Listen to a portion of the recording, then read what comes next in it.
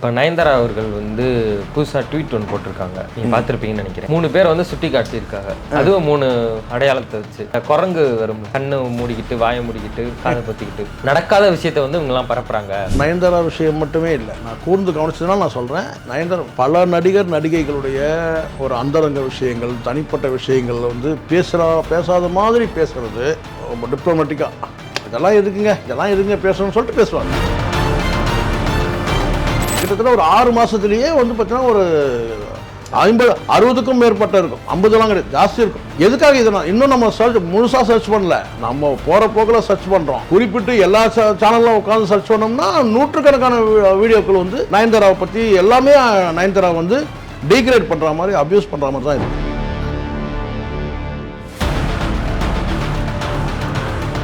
அந்த அம்மாவையே இவங்க வந்து என்ன பண்ணாங்க, சிம்ரன் அவங்க விலைக்கே போயிட்டாங்க. அவங்களுக்கு தேவையில்லாமல் கொண்டு வந்து வந்து விஜய்கிட்ட போய் தயாரிப்பு வாய்ப்பு கேட்டாங்க. அதுக்கப்புறம் விஜய் வந்து அட்வைஸ் பண்ணி அனுப்பிட்டாரு அப்படின்னு சொன்ன உடனே அந்த அம்மா கொதிச்சு போயின்னு கேட்டிங்கன்னா, பொய்யான வந்து வாயில் வந்ததெல்லாம் பேசுகிறாங்க அப்படின்னு சொல்லிட்டு கடுமையான கடுமையான நீதிமன்றத்துக்கு மன்னிப்பு கேட்கலாம், நீதிமன்றம் போகணும்னு சொன்னாங்க. அதுக்கப்புறம் அடித்து பிடிச்சி உருண்டு போய் கேட்டால் பிஆர்ஓக்களை கொண்டு கையை காலை பிடிச்சி அவங்கக்கிட்ட போய் மன்னிப்பு கேட்க போயிட்டு அந்த மாதிரி இவங்க சந்திக்கவே மறுத்துட்டாங்க. அதுக்கப்புறம் வந்து கேட்டு வாசலில் உட்காந்து இருந்துட்டு இப்போ சினிமாவில் வந்து இது மாதிரி பேசினா தான் வந்து அந்தரங்க விஷயங்களை பேசினா தான் இவங்களுக்கு வந்து வயிறு வளர்க்க முடியும்ன்ற நிலைமை இருக்குது. அது அந்த மாதிரி சொல்கிறாங்க. யார் நயன்தாரா சொல்கிறாங்க, இவங்க வயிற்று வளர்க்குறவங்க என்னை பற்றி அவதூறாக பேசுகிறானுங்க. 50 வீடியோ போட்டால் 45 வீடியோ வந்து என்னை பற்றி போடுறாங்க. சரி, நானும் பார்த்தேன், சரி இவங்க சொல்கிறது வந்து உண்மைதானா. எதுக்காக நான் சொல்கிறேன்னா, ஒரு நடிகை பற்றி நீங்கள் பேசுகிறீங்க, குறைஞ்சபட்சம் ஆதாரத்தோடு போடுங்க, ஆதாரத்தை பேசுங்க. யோகி பாபு விஷயத்தில் நீங்கள் எவ்வளோ தரந்தாந்து பேசுனீங்க, அதுக்கப்புறம் கடுமையான கண்டனத்தை தெரிவித்தோம், திருப்பி அடித்தார் அவர். யார்? யோகி பாபு வந்து சரியான ஆம்பளைக்கு பிறந்தவங்க. இவங்களெல்லாம் வந்து விமர்சிக்கிறதுக்கே பல பெரிய நடிகைகள் வந்து தயங்கிய போது கீழே இருந்து ரொம்பவும் கேட்டால் சேறு சகதியிலேருந்து வளர்ந்து வந்த ஒரு உச்சத்தில் வந்த ஒரு காமெடி நடிகர் உங்களை வந்து பார்த்தீங்கன்னா வந்து சரியான ஒரு செருப்படியாக வந்து பதில் கொடுத்தான். இப்போ என்ன சார், எதுக்காக சந்தானம் ரோட்டுக்கு வந்துட்டார் சொன்னாங்க கேட்டிங்கன்னா, இந்த இடத்துல சூரிய வந்து உயர்த்தி பேசும், சந்தானத்தை காலிப்போம். பாருங்கள், சூரிய பாருங்கள், பெரிய ஸ்டார் ஆகிட்டாரு, பெரிய இதுவாகிட்டாரு.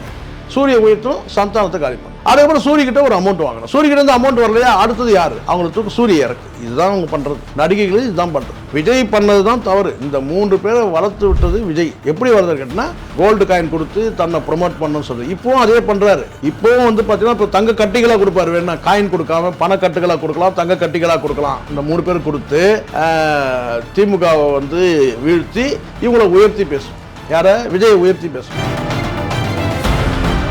தனிப்பட்ட முறையில் நயன்தாரா வந்து தனுஷை சந்திக்கணும்னு சொல்லி கேட்டால் மாதிரியும், அதுக்கு வந்து தனுஷ் வந்து ஆஃபீஸில் வந்து சந்திக்கணும்னு சொன்ன மாதிரியும், இந்த அம்மா கேட்டால் அவர் என்ன ஆஃபீஸில் சந்திக்கிறது, அவரை வேணா ஏன் ஆஃபீஸ் வர சொல்லுங்கன்னு சொல்லிட்டு இந்த அம்மா போன மாதிரியும் ஒரு தகவல். அதைத்தான் அவங்க சொல்கிறாங்க. சினிமா விமர்சகர்ன்ற பேரில் பல ஊர்லேருந்து கிராமங்கள்லேருந்து வரக்கூடிய அந்த நடிகைகளை வந்து, இல்லை வளர்ந்து வர நடிகைகிட்ட இவங்க வந்து பிளாக்மெயில் பண்ணி பல விதத்தில் இவங்க ஆதாயம் அடைஞ்சிருக்கிறாங்க.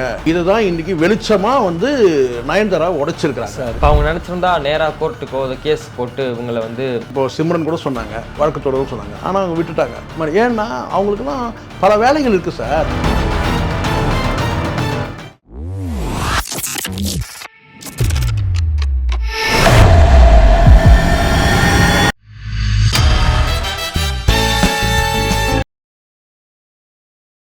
இப்போ நயன்தாரா அவர்கள் வந்து புதுசாக ட்வீட் ஒன்று போட்டிருக்காங்க. நீங்கள் பார்த்துருப்பீங்கன்னு நினைக்கிறேன். எப்படின்னா, 3 பேர் வந்து சுட்டி காட்டியிருக்காங்க. அதுவும் 3 அடையாளத்தை வச்சு. இந்த குரங்கு வரும்ல, கண்ணை மூடிக்கிட்டு, வாயை மூடிக்கிட்டு, காதை பற்றிக்கிட்டு, அதை வந்து சுட்டி காத்த மாதிரி ஒரு 3 பேரை சொல்லியிருக்காங்க. அது யாருன்னு உங்களுக்கே தெரியும். நம்ம வந்து அவங்க தனிப்பட்ட பேர் சொல்ல தேவையில்ல. அவங்க என்ன சொல்கிறாங்கன்னா, நான் சொல்லுவேன், நீ சொல்லுங்க. அவங்க என்ன சொல்கிறாங்கன்னா, நடக்காத விஷயத்த வந்து இவங்கெல்லாம் பரப்புகிறாங்க.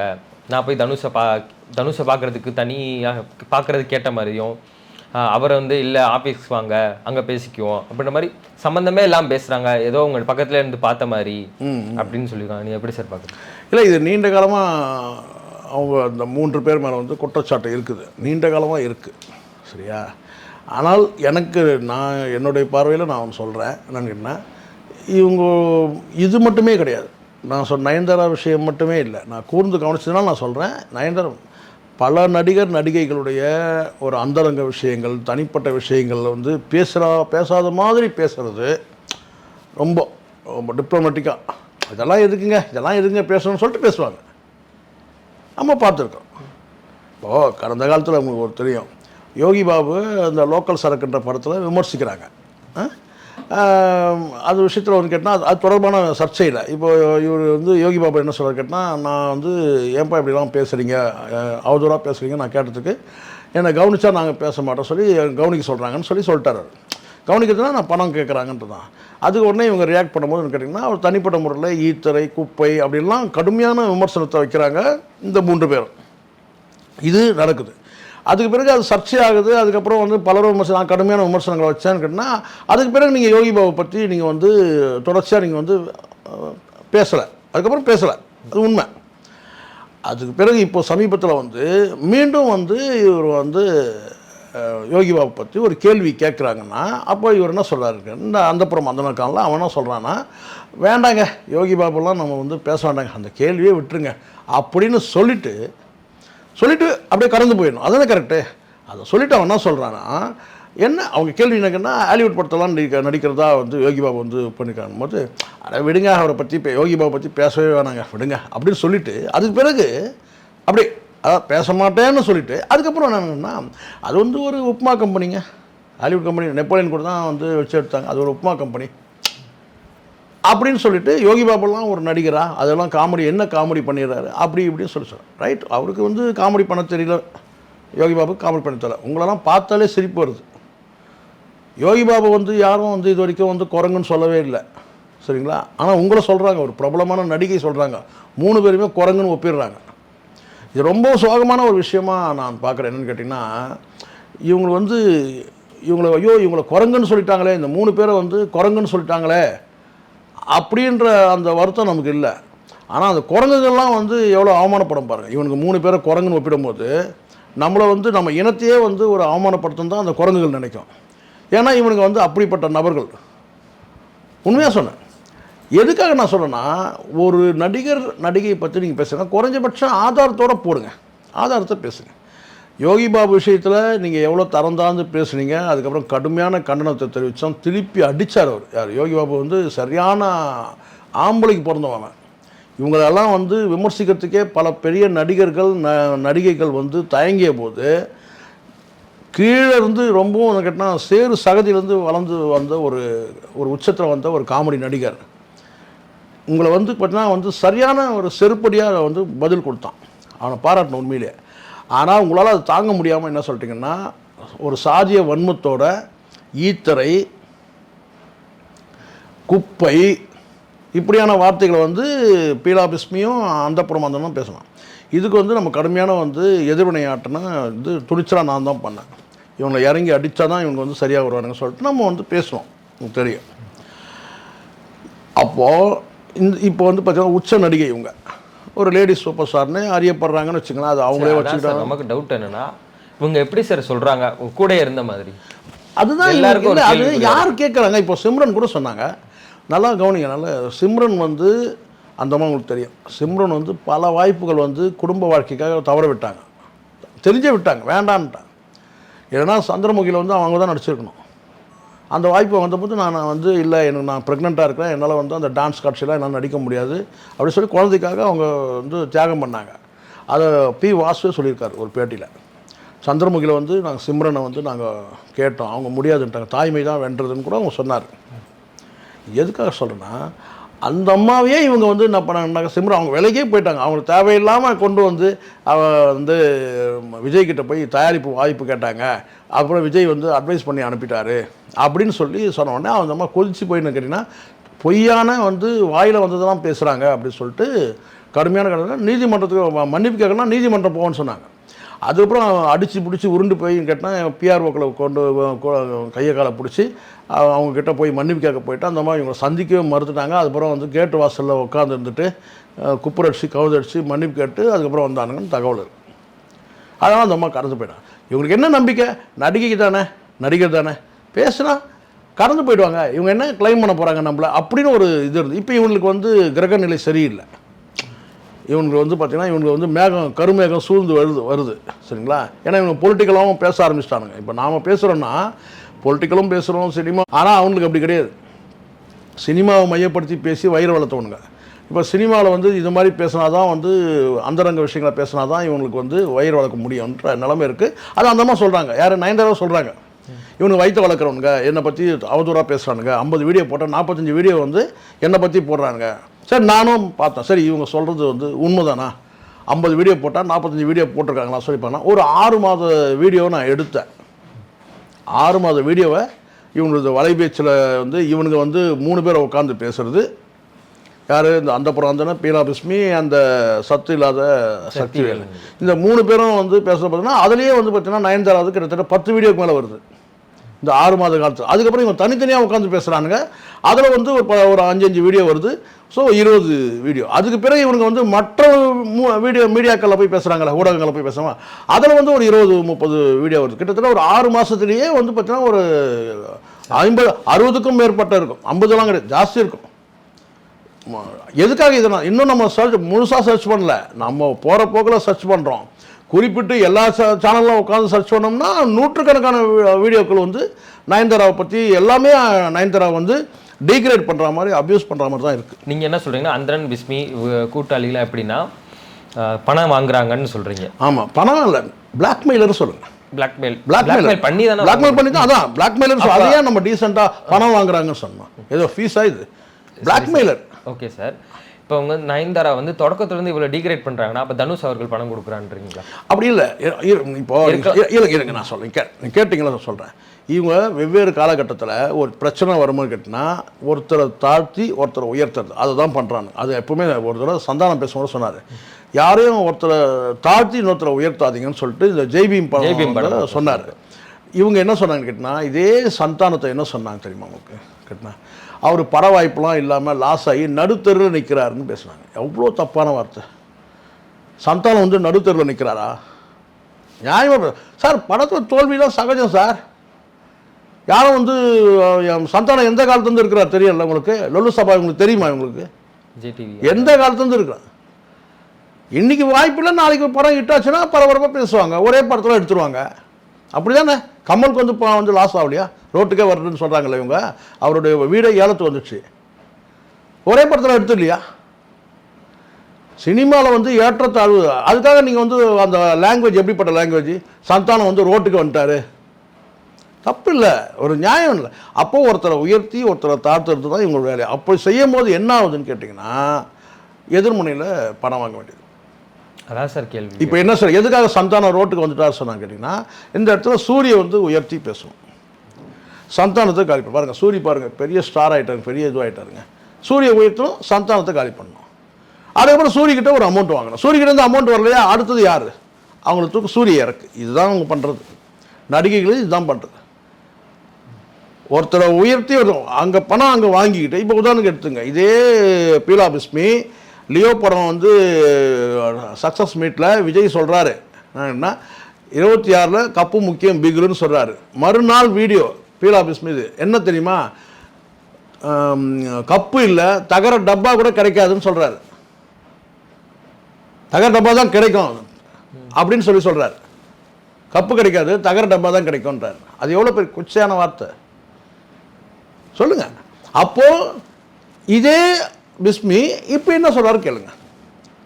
விஜய் பண்ணது தான் தவறு. இந்த 3 பேரை வளர்த்து விட்டது விஜய். எப்படி வளர்த்து கேட்டினா கோல்டு காயின் கொடுத்து தன்னை ப்ரொமோட் பண்ணணும்னு சொல்லுது. இப்போவும் அதே பண்ணுறாரு.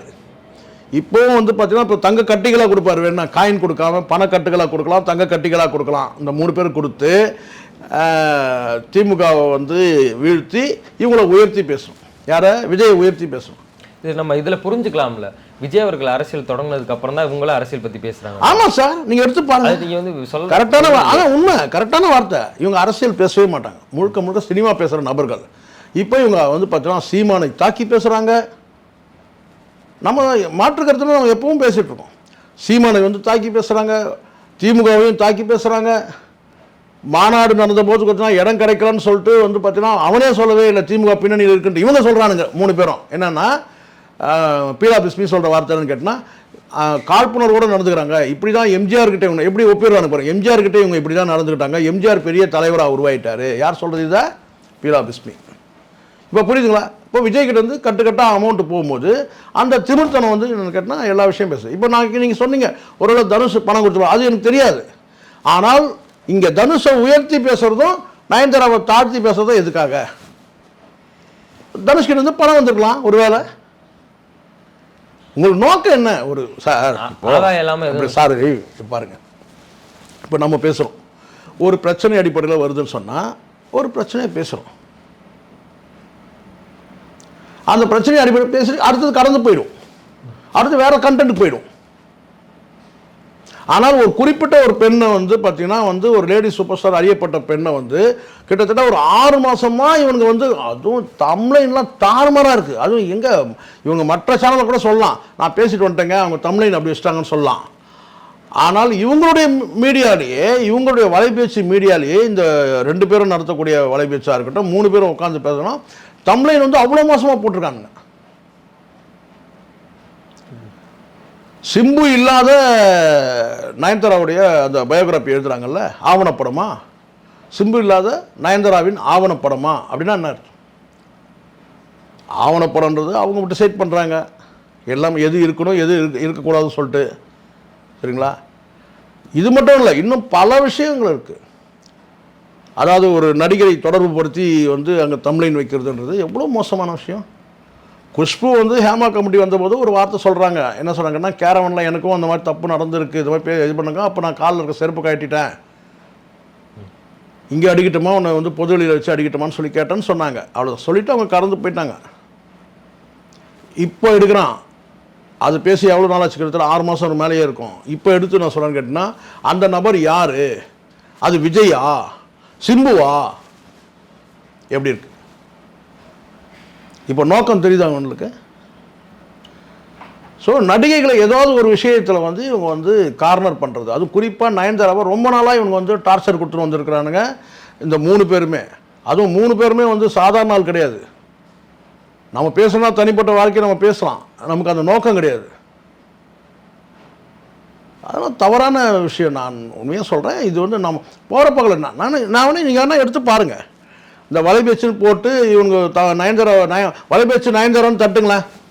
இந்த காணொலி பார்க்குறவங்க நான் சொல்கிறேன், எத்தனை வீடியோவில் பேசியிருக்கானுங்க. நேற்றுக்கு அவனுக்கு பேசுகிறான்னு கேட்டோம்னா, நாம் வந்து அப்படிலாம் செய்யவே இல்லை, 4 வீடியோ போட்டோம் 2 வீடியோ போட்டோம் சொல்கிறானுங்க. வலைபேச்சு தட்டினாலே யார் பார்க்க போகிறாங்கன்ற தெரியும் அவனுக்கு. வலைபேச்சு நயன்தாரான்னு தட்டுங்க, எவ்வளோ வீடியோவில் இவங்க வந்து தரம் தாழ்ந்து அதை தாண்டி 2 பேரும் பேசுனது. மற்ற மீடியாக்களில் போய் பேசுனதான் நீங்கள் எடுத்துக்கிட்டிங்கன்னா ஒரு 150 வீடியோ இருக்குது, இந்த ஒரு 6 மாதத்துலேயே நயன்தாரா போட்டிருக்காங்க. அப்போ அவங்க கூர்ந்து கவனித்து வந்துருக்குறாங்க. அப்போ இந்த 3 பேரும் வந்து பார்த்தீங்கன்னா கல்பிரேட் தான். இவனுங்க வந்து பிளாக்மெயில் பண்ணுறானுங்க. ஏதாவது ஒரு தவறான விஷயத்தை கூட வந்து இவனுங்க அப்ரோச் பண்ணி, பணம் மட்டுமே இல்லை, நடிகை இல்லை, ஏன் தவறாக கூட இவனுங்க வந்து அப்ரோச் பண்ணியிருக்கலாம்ல. இப்படி ஒரு வீடியோ போட்டு பிளாக்மெயில் பண்ணி மிரட்டி கூட வந்து பணிய வச்சிருக்கலாம்ல, பணிய வைக்கிறதுக்கு முயற்சி பண்ணலாம்ல. அந்த அளவுக்கு உங்கள் மக்கள் கருத்தெல்லாம் மாற்றிடலாம்னு நம்புகிறாங்க. அப்படி கிடையாது சார். இப்போ 1 லட்சம் பேர் 2 லட்சம் பேர் பார்க்கும்போது அவங்களுக்கு ஒரு கில்ட்டி ஃபீலிங் வருது. யாருக்கு? ஒரு நடிகைகளுக்குன்னு கேட்டால், நம்மளை பற்றி தவறாக பேசுகிறாங்க, நம்ம இமேஜ் என்ன ஆகும், மீடியாவில் வந்து இப்படி உட்காந்து பேசுகிறாங்களே, இவனுக்கு என்ன தைரியம்? நம்ம வீட்டு பொம்பளை யார் பேச போகிறாங்க அப்படின்ற ஒரு தைரியம் தானே. அந்த தைரியம் தவறு இல்லை. நம்ம வீட்லேயும் வந்து பெண்கள் இருக்கிறாங்களே, நம்ம இன்னொரு பெண்ணை வந்து தவறாக பேசுகிறோமே. சார், நீங்கள் அடிப்படையில் ஏதாவது காரணம் இருந்தால் நீங்கள் சொல்லுங்கள். ஒரு இல்லாத ஒரு விஷயத்தை நீங்கள் வந்து இட்டுக்கட்டி நீங்கள் பேசுகிறீங்கல்ல, அதை தான் அவங்க சொல்கிறாங்க. தனுஷ் வந்து இவங்க என்ன சொல்ல வர்றாங்க தெரியுங்களா? தெரியுமா? தனிப்பட்ட முறையில் ப்ரைவேட்டாக இவங்க சந்திக்கிறதுக்கு அவங்க கூப்பிட்டா மாதிரியும், அவர் நான் வரமாட்டேன் ஆஃபீஸில் வந்து சந்திங்கன்னு சொன்ன மாதிரி. யார்? தனுஷ். இது எப்படி இருக்குது? நம்புற மாதிரி தான் முதல்ல. இது தனிப்பட்ட முறையில் நயன்தாரா வந்து தனுஷை சந்திக்கணும்னு சொல்லி கேட்டால் மாதிரியும், அதுக்கு வந்து தனுஷ் வந்து ஆஃபீஸில் வந்து சந்திக்கணும்னு சொன்ன மாதிரியும், இந்த அம்மா கேட்டால் அவர் என்ன நான் ஆஃபீஸில் சந்திக்கிறது, அவரை வேணா ஏன் ஆஃபீஸ் வர சொல்லுங்கன்னு சொல்லிட்டு இந்த அம்மா போன மாதிரியும் ஒரு தகவல். அதைத்தான் அவங்க சொல்கிறாங்க. இப்படி ஒரு நடக்கவே இல்லை. எப்படி சிம்ரன் சொன்னார் பாருங்கள், சிம்ரன் விஷயத்த சொன்னாங்க பாருங்கள். விஜய்கிட்ட போயிட்டு இவங்களுக்கு கூச்சநாச்சமே கிடையாது, சிம்ரன் கிட்ட செருப்படி போட்டானுங்க. இப்போ நயன்தாரா வந்து குரங்குன்னே சொல்லுது. இவங்களுக்கு அந்த கூச்சமோ வெட்கமோ ஏதாவது இருக்குன்னு நினைக்கிறீங்க நீங்கள்? சொல்லுங்க பார்க்கலாம் சார். இவனுக்கு கூச்சல் வெக்கனா என்னன்னு கேட்டால் இவனுக்கு கொடுக்குற ரோல் என்னன்னு கேட்டிங்கன்னா சினிமாவில் இவனுக்கு கொடுத்த ரோல் கேட்டினா பஸ்ஸில் வந்து ஒரு பொண்ணை இடிக்கிற காட்சி சார் இப்போ கூட இருக்குது எடுத்து அது வரலாற்று ஆவணம் போல் இருக்குது. இந்த பிஸ்மி கொடுத்த சீன் என்னன்னு கேட்டிங்கன்னா பஸ்ஸில் வந்து ஒரு பொண்ணை வந்து இடிக்கிற மாதிரி நெஞ்சில் இடிக்கிற மாதிரி காட்சி. இவன் வேறு எங்கேயோ இடிச்சான்னு வச்சுங்களேன், அது வேறு. இப்படி ஒரு காட்சி கொடுத்தா வந்து பார்த்தீங்கன்னா இவனை இந்த காட்சியை ஏற்று இவன் நடிக்கிறான்னு சொன்னால் முதல் வாய்ப்பு. ஒரு காட்சியில் நடிக்கிறோம்னா அந்த காட்சி வந்து பார்த்திங்கன்னா வந்து பணத்துக்காக நம்ம நடிக்காமல் ஒரு கலைக்காக நடிக்கிறோன்னா குறைஞ்சபட்சம் இருக்கணும். ஒரு சமூகத்துக்கு வந்து ஒரு கருத்தை சொல்கிற மாதிரியா இருக்கணும். நீங்கள் ஒரு நெகட்டிவாக எப்படி வேணாலும் எடுத்துக்கலாம், பாசிட்டிவ் நெகட்டிவ் ரெண்டுமே இருக்குது. மக்கள் பார்வையில் எப்படி இருக்குன்றது ஒரு விஷயம் இருக்குது. முதல்ல இது வந்து நடிப்பு தான் அப்படின்னு சொல்லிட்டு கறந்து போயிட்டாங்கன்னா ஒன்றும் பிரச்சனை இல்லை. இருந்தாலும் வந்து ஒரு அழுத்தமான ஒரு பதிவாகும். நமக்கு அது மனசுக்கு ஒப்புலன் போது நம்ம நடிக்க முடியாது. ஒரு வரம்பு இருக்குது. எந்த காட்சியோடு நடிக்கலாம், கொள்ளைக்காரனா திருடனா துப்பாக்கியில் சொல்கிற மாதிரி எல்லாமே நடிக்கலாம் தான். ஆனால் நம்ம மனசுக்கு ஒப்பணும் இல்லை. இப்படி ஒரு காட்சி கொடுத்தா மனசுக்கு வந்து நம்ம ஒப்பின அவனுக்கு எப்படி அந்த காட்சி நடிக்கிறதுக்கு வந்து மனசுக்கு ஒப்புச்சுன்னு தெரியல. பஸ்ஸில் போகிற மாதிரி இடிக்கிற மாதிரி நமக்கு வந்து பஸ்ஸில் இடிக்கிறோன்னு வந்தோமோ அடிக்கிற மாதிரி காட்சி கொடுத்தா நமக்கு ரொம்ப விருப்பமாக நம்ம நடிப்போம். ஐயா சொல்கிறேன் நான். அப்போ அதுலேயே அவனுடைய புத்தி என்னன்னு தெரியுது இல்லை. இவங்க சினிமா ஏற்கனவே நான் சொல்லியிருக்கேன், இவங்க சினிமா விமர்சகர்ன்ற பேரில் பல ஊர்லேருந்து கிராமங்கள்லேருந்து வரக்கூடிய அந்த நடிகைகளை வந்து இல்லை வளர்ந்து வர நடிகைகள்கிட்ட இவங்க வந்து பிளாக்மெயில் பண்ணி பல விதத்தில் இவங்க ஆதாயம் அடைஞ்சிருக்கிறானுங்க. இதுதான் இன்றைக்கி வெளிச்சமாக வந்து நயன்தாரா உடைச்சிருக்கிறாங்க சார். இப்போ இதுக்கு வந்து இப்போ அவங்க லேடி சூப்பர் ஸ்டார் புகழ்லாம் அடைஞ்சிட்டாங்க. இப்போ அவங்க நினச்சிருந்தா நேராக கோர்ட்டுக்கோ அதை கேஸ் போட்டு இவங்களை வந்து அடுத்து வர சார் இப்போது நீ கேட்குறது கரெக்டு தான். இப்போது சிம்ரன் கூட சொன்னாங்க வழக்கு தொடரும் சொன்னாங்க. ஆனால் அவங்க விட்டுட்டாங்க. ஏன்னா அவங்களுக்குலாம் பல வேலைகள் இருக்குது சார். சார் இல்லை சார், அவங்க வந்து ஒரு சமூக அக்கறையோட யோசிக்கிற ஒரு பெண்மணி. கண்டிப்பாக இல்லை நீங்கள் சொல்கிற 100% நீங்கள் சொல்கிறது நான் ஒத்துக்கிறேன். உண்மையிலே அருமையான கருத்து. வழக்கு தொடரும் தான். ஆனாலும் அவங்க என்ன நினைக்கிறான்னு கேட்டிங்கன்னா வந்து நம்ம சினிமா வாழ்க்கையில் நம்ம இருக்கிறோம், நம்ம வந்து கடந்து போயிடுவோம், நம்ம இதுக்காக நேரத்தை ஒதுக்கி அதான் நான் சொல்கிறேன் பல்வேறு வேலைகள் இருக்குது. எல்லாரும் சமூக கருத்தோடு நீங்கள் சொல்கிறது கரெக்டு. உண்மையிலேயே வழக்கு தொடரணும் தான். மாதிரி நடிகைகள்லாம் வந்து ஆடம்பரத்துக்கு செலவு பண்றாங்க. இதுக்கே உங்களுக்கு தெரியுமா இந்த விஷயத்தை நீங்கள் கேட்டிங்கல்ல, நயன்தாராவும் விக்னேஸ்வரன் 2 பேருமே வந்து இதை டிஸ்கஸ் பண்ணியிருக்கிறாங்க. இவங்க மேலே வழக்கு தொடர்றதுக்கு டிஸ்கஸ் பண்ணியிருக்கிறாங்க. அவங்கன்னா தொடர்ச்சியாக ஷூட்டிங்கு இந்த மாதிரி இருக்கும்போது தேவையற்ற வந்து ஒரு மன உளைச்சலுக்கு நமக்கு வேண்டாம். நீதிமன்றத்தில் போய் வழக்காடுறதுக்குன்றது உங்களுக்கு தெரியும்ல. அதை வழக்கு பதிவு பண்ணால் தொடர்ச்சியாக நம்ம அலையணும், போகணும், வரணும். தான் சார் ஒன்று சொன்னது, ஆடம்பரத்துக்கு எவ்வளோ செலவு பண்ணுறாங்க. கரெக்டு. செலவுக்காக இல்லை, இங்கே செலவுக்காக இல்லை. இது வந்து நான் கேட்டால் ஒரு பேசும் பொருளாகவே இருக்கும். இப்போது தனுஷ் வந்து ஒரு 10 கோடி கேட்டு வழக்கு போட்டிருக்கிறாரு அந்த 400 கோடி தான் அந்த படத்தில் அந்த சர்ச்சைக்கு சம்மந்தமாக. இப்போ அவங்களுக்கு அந்த வழக்கு எதிர்கொள்கிறாங்க இல்லையா. பொதுவாகவே நான் சொல்கிறேன், வழக்கு எதிர்கொள்கிறதுன்றது வந்து பார்த்திங்கன்னா சாதாரண மக்கள் கூட வழக்குன்னு நீதிமன்ற வழக்குன்னு சொல்லி அலைவாங்க. இது போன்ற பிரபலங்கள் வந்து வழக்கு நீதிமன்றம்னு போகும்போது சில நேரங்களில் டைரக்ட் அப்பியரன்ஸ் கொடுக்க வேண்டிய சூழல் வரும். சரிங்களா. நீதிமன்றத்தில் வழக்கு தொடுத்தாலும் சரி, வழக்கை எதிர்கொண்டாலும் ஒரு அப்பியரன்ஸ் கொடுக்க வேண்டியிருக்கும். அதுக்கு வந்து இவங்க பெரும்பாலும் கேட்டால் இது எதுக்கு நம்ம இதை கடந்து போயிடுவோம், திடீர் நீதிமன்றத்தில் வந்து அப்பியரானு சொன்னாங்கன்னு வச்சுக்கோங்களேன். இது துணிச்சலாக சில பேர் வந்து இதன் மூலமாக இன்னும் கொஞ்சம் கூட அவங்களுக்கு கூடுதலான வந்து ஒரு விளம்பரம் கிடைக்கும். அதை அவங்க அவாய்ட் பண்ணிட்டு குரங்குன்னு சொல்லிட்டு போயினேன்ட்டாங்க. அவ்வளோதான். இவனுக்கு 3 பேரும் வந்து தப்பையே பேசுகிறவங்க, தப்பையே வந்து பார்க்குறவங்க, தப்பையே கேட்குறவங்கன்னு சொல்லிட்டு கடந்து போயிட்டாங்க. அது பெரிய பஞ்சு தான். ஆனால் வருத்தமான விஷயம் என்னென்னா அந்த குரங்குகள் இதை எப்படி எடுத்துக்கும், அவங்களுக்கு ஏற்பட்ட அவமானமான விஷயம் போய் இவங்களோட நம்மளை ஒப்பிட்டு பேசுகிறாங்கன்னு சொல்லிட்டு அந்த குரங்குகள் நீதிமன்றத்தில் போய் முறையிடாமல் பார்த்துக்கணும். யார் மேலே? நயன்தாரா மேலே. ஏன்னா அப்படிப்பட்ட கேவலமான பிறவிகள் இந்த 3 பேருமே. இவ்வளோ நேரம் எங்களுக்காண்டி இவ்வளோ கருத்துக்கள் சொன்னதுக்கு மிக்க நன்றி சார். நன்றி சார்.